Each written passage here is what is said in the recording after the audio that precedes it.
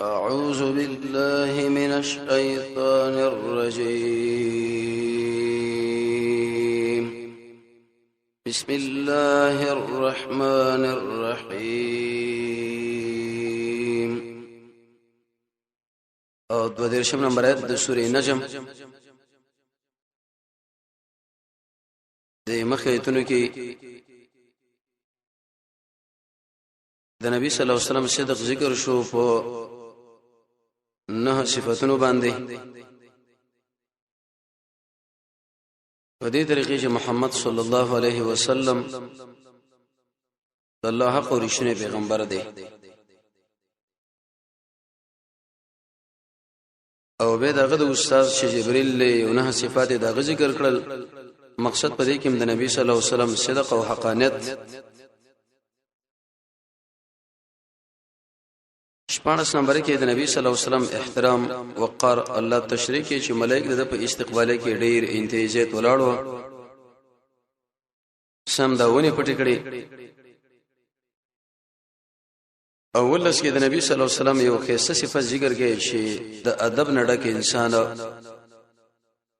عجیب دنیا لرغله د است متاثر نشو چې اخو دې خو وګوري خپل مقصد د متوجه کېدل. د نون سمریت نه په دې رب العالمین د مشرکین له زجر او رټنه ورکړه. افرایتم اللات والعزى دا تاسو چې رب العالمین نه سوا د بلچا بندګۍ نه کوي د دې په باره کې لږ زره اطلاع مونږ لرا کوي آیات سي پیدا کړی دي کنا هیڅ نه پیدا کړي او نه د دې طاقت لري او نه پیدا کی پیدا کول ولا ذات بل شيغه زمون معبود دی زمون رب دی زمون خالق دی. او درشتم نمبر ایت کې رب العالمین ور باندې رد وکړي طریقه دې رد ده چې ان هي الا اسماء سميتموها انتم واباؤكم دانمنا تاسو سوسو بلارون انتخاب کړی دي چې دا مختلفې ذمہوارانه مرسبرلي د قران او سنت نه بده باندې هیڅ دلیل نشته. او به زجر ورکړي رټنه ورکړه ویش نمبر ایت کې حق انسانانو لا چې ملائکه لا د زنانو نمونه دي تسمیه الانثى چې دا د الله لورین دي او الله رب العزت پیرانو نو وعده کړی دی په نتیجه کې د قراله نبی صلی الله علیه وسلم به تسلی او دو درشم برایت کې د جنتیانو کې صفه ذکر کې الذين يجتنبون كبائر الاثم والفواحش کبیره ګناه نه بزان ساتي به بسړې جنت لور داخليږي. اولن زموږ ساسو خبره به د کبیره ګناه باره کې شروع وا چا اوس و ذکر کړی دی چا یو نمسل چا سلو چا و ذکر کړی دی او چا اوی ذکر کړی دی چا څلور سوا تعریف هم ذکر کې چې کبیره سره ویلش د قران او سنت نه یو پنځه کبیره ګناهونه پرون درس کې تشریح شول. شرک کول منځ نه کول د مور او پلار نه فرمانی د دروغ گواهینه او د مؤمن سړي په ناروا باندې وجل او قتل اول. شپږم امام بخاری مسلم رحمهم الله د دواړو یو روایت ذکر کړی دی. محمد رسول الله فرمای ان من اکبر الكبائر په دې ټولو ګناهونو کې کبیره ګناه ده چې سړی په خپل مور او پلار باندې لعنت وایي. هغه لایق دي چې د الله قهر ورته متوجي شي د رحمت نه الله لري. صحابه دا خبر وکړه چې یا رسول الله یو سړی به خپل مور او پلار له څنګه لعنت وایي دا خو د مور د ودې پلار دی د احترام وقار او عظمت پر ځل کې ساتل وکړه دی د دې پر رضا کې څنګه الله رضا ده. پرون درس کې ویل شو د فلان جنت ابو هريره سے بچ کله بار وتم نو اجازه د مور نه طلب کوله چې د بار نه براغه به اجازه طلب کوله. شتم کنزل ناروا نه یو سړی ویل چې یا رسول الله د مور پلار له کنزل او لعنت د څنګه سړی کوي دا غونی شي کېده. نبی صلی الله علیه وسلم فرمایي چې سړی براجیک شي د بل چا مور او پلار له کنزل وکي هغه بر د مور او پلار له کنزل وکي نو اصلي بنیادی سبب امدي انسان ځان له جوړ کې دې سړی کبیره ګناه وکړه څه چې کوي عقبه سره کېږي. یو خو نبی صلی الله علیه وسلم فرمایي د منافقانو علامه دار چې هغه به کنزل کوي څنګه چې مخامخ شي او بل حدیث کې راځي رسول الله فرمایي د منافقانو علامه دار چې یو بل سره مخامخ شي په زیر سلام باندې چې سلام وچنه یو بل له خور مور خزه یاد کی څومره سپک الفاظ دي او محمد رسول الله فرمایي صلی الله علیه وسلم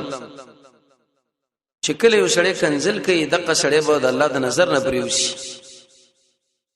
سپک سړی د سپک کارونه وکړنو ځکه سپک سزا دله پکار ده کچا تعالی کنزل کولې ته صبر وکړه په ځبانه ملائک جواب کوي دلیل پیدا دی نبی صلی الله علیه وسلم ابوبکر دا په مجلس کې و یو چا ابوبکر له سخت خبر وکړه چې ونه ویلې به سخت وکړه به هم څه ونه ویلې چې دریم کرته ویلې الله نبی مسکه تبسم حال کې شو ابوبکر رضی الله عنه پوښتنه کې یا رسول الله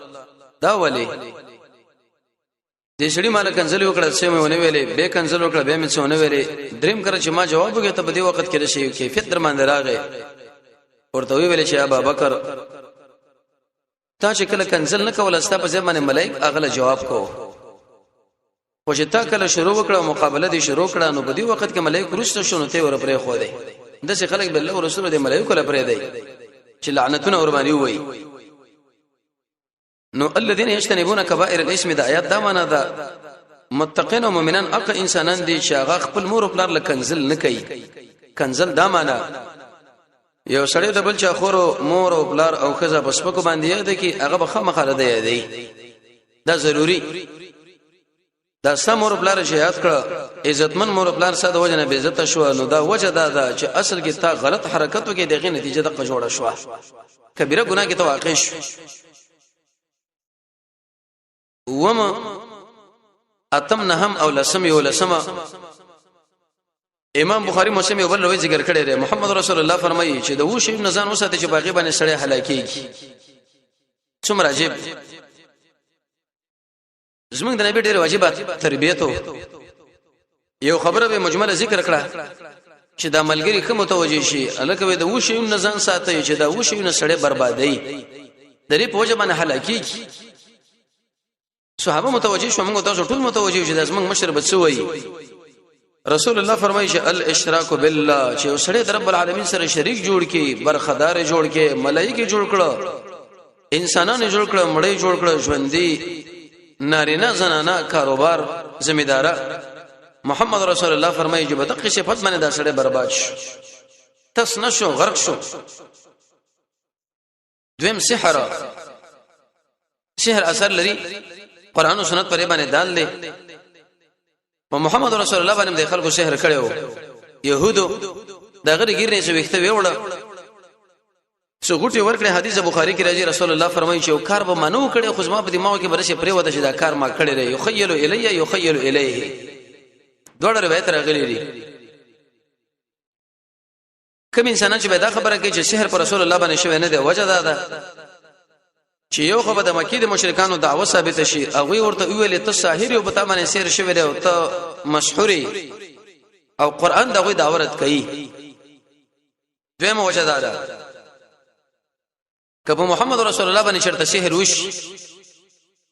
نو به دین د اسلام ټول ګډ وډ شي د خلکو به د خپل قران او سنت باندې اعتماد پاتې نشي کې دې شه د آیت به غلطي او کې دې شه د حدیث به څنګه ځکه سحر به پېښوي او دریم د هشام او د عائشه په مابین کې به انقطاع دی جواب ده د مکی مشرکانو محمد رسول الله د مشهور لقب ورکړی دا د مکی ژوند او د مسله په مدینه منوره کې شوې ده وکم من فرق بینهما دوړو مابین کې ډېر لوی فرق دی دویم شیخ عبد السلام سے رحمه الله لیکلی دی په الموسوعه القرآنیه کې چې د سحر جدا معناګانې دي هغه د سحر ځان لمنه خصه چې تل لري خوراک او څښاک کوي او دلته کې د سحر جدا معنا ده دریم چې په نبی صلی الله علیه وسلم باندې سحر شوی دی داخل دي شي وای چې ګوره به دین د اسلام ګډوډ شي شیخ الاسلام ابن قیم فرمایي چې دا مرض دی او په انبیاء علیهم الصلاه والسلام باندې مرض راځي دا سحر په دې مرتبه باندې نه دی راغلی چې د نبی صلی الله علیه وسلم دماغ بالکل ګډوډ کړی دی بلکې دماغ د محمد رسول الله په ځای باندې او انبیاء باندې مرض راځي دریم دا حدیث د عائشہ رضی الله عنها په نور طریقو باندې نقل شوی دی امام بخاری رحمت الله علیه کتاب الدعوات کې کتاب الطب کې جدا جدا ځایونه کې دا ذکر کړي. امام قرطبي رحمه الله به دولس اقسام د سحر د ټول ذکر کړي دي د سوره بقره د آیات په تشریح کې،